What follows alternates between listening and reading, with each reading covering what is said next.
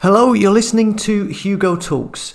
So the muck spreaders are continuing today with spreading their muck, their propaganda, their fear-mongering and social engineering and priming, or whatever you want to call it. Yesterday it was no turkeys for Christmas, and now it's turned into a 3-day week. And a mention of power cuts, blackouts. You remember back in May, Cyber Polygon, the World Economic Forum worldwide drill for cyber pandemic, which would result in food shortages and blackouts and power cuts. Well, that was handy of them to do, wasn't it, back then? And now we have the mention of a 3-day working week. It says here, gas crisis could cause 3-day week. Taxpayers face pumping billions into stricken energy companies as ministers hold more emergency talks today amid chaos for customers with fears of soaring bills and empty blah blah blah blah. So going by that headline, here we have yet another crisis which is going to cost the public dearly through taxes and through bigger bills. And they are talking about a 3-day working week, which will mean, well, possibly less money coming in. You remember the video I did yesterday about World War III, and yet people here, I see on social media, are going around still with their heads up somewhere it shouldn't be and blaming this on Brexit. I mean, come on, this is the Great Reset in action here, and it is clearly not for your benefit. Experts say that as well as spiralling bills for household energy, food supplies and even medical procedures are at risk as the pressures cause shockwaves across supply chains. One consultant said the problems are so huge they could easily see a 3-day working week across affected companies this winter. Now, where have I heard that 3-day week idea recently? Where did I hear it? Oh look, here it is, World Economic Forum. And they even did a video about it with the usual plinky plonky music and smarmy people telling us how great it is and how it's gonna benefit you.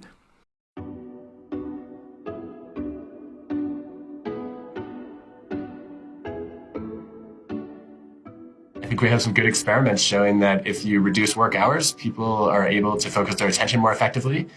They end up producing just as much, often with higher quality and creativity. And they're also more loyal to the organizations that are willing to give them the flexibility to care about their lives outside of work.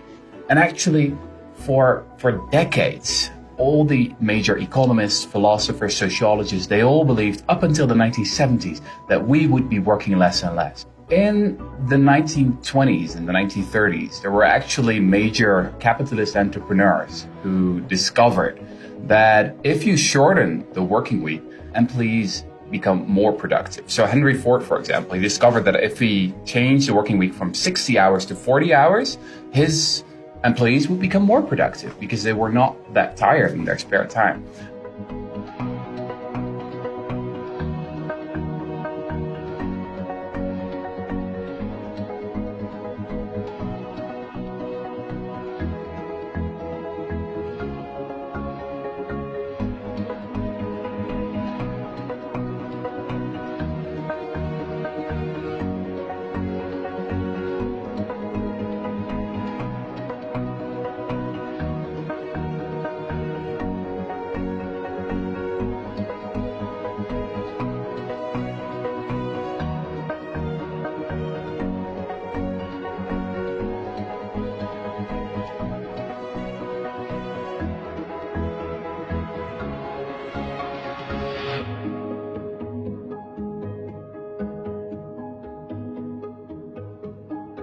Yeah, sounds great, doesn't it, right? Less work, and they say, oh well, you can either work longer days for the few days of work per week, or we'll just give you the same money for less hours. And you'll be thinking, oh, that sounds great. That's brilliant. Same money, less work. I'm not complaining. You think that's going to last for long? Really? You believe companies are going to pay you the same for working less hours? Because it creates a happier workforce and a more productive workplace. You're dreaming, mate. This is just another facet of this grubby reset. This is coming from the same World Economic Forum that put out a document about jobs for the future. Look at this, the jobs landscape in 2022. It says here, emerging roles, data analysts and AI machine learning, digital transformation specialists. Yeah? Oh, there's jobs for that. But down the bottom, look, the declining jobs. Millions of people are going to be out of work. Who are they going to be in 2022? Accounting, administration secretaries, factory workers, assembly workers, and so on. All of these jobs are going to be taken up by automated systems and later on by flipping robots. They are planning on there being hundreds of millions of people out of work. But here they are telling you, oh, you only have to work a 3-day week. It's good for you. And look, also from the same document, the many faces of the robot revolution. Humanoid robots, stationary robots, non-humanoid land robots for the financial service industry, for the automotive aerospace supply, oil and gas industries. They will be filling the jobs that you used to do. And that's just the tip of the iceberg. But no. Let's just scale down your working hours, shall we? You only have to work a 3-day week. I'm afraid if these people get their way, many people are going to be surplus to requirements. Anyway, getting back to this sensationalist Daily Mail article, it says here, Iceland supermarket boss Richard Walker told the BBC this morning that he was shocked by how exposed the UK was to disruption.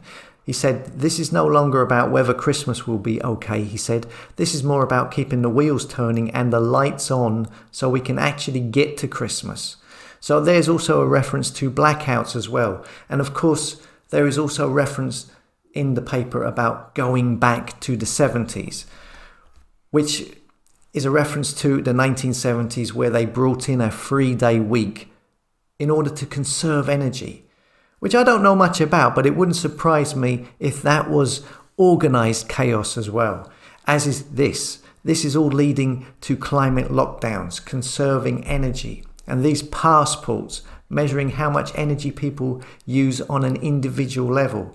Another World Economic Forum reset idea. And of course, the climate change big event coming in November, where all of these psycho puppet tyrants are meeting up for the UN Climate Change Conference in Glasgow, where the Queen and the Pope are also going to attend. So there will be some major propaganda going on then, that's for sure. So all of this is being framed like it's out of control. I don't believe that to be the case at all. So look, say no to those passports. Continue to stock up on tinned foods. Grow your own veg. It's not really the right time of the year, but you can start preparing. Join forces with people in your local area who you can trust. Create a support network. Hire out an allotment. Now is the time to make yourself more independent, more self-sufficient. Make backup plans. Just so they are there.